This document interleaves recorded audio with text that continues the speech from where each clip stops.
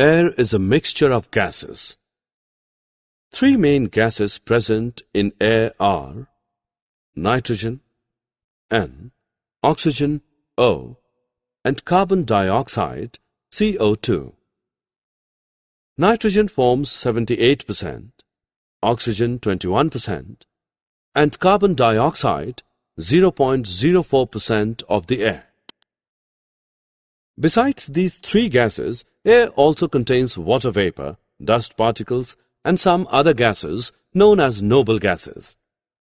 Since the noble gases are present in negligible quantities, they are known as rare gases. For more such videos on all subjects, practice questions, and a lot more, download iPrep and learn unlimited.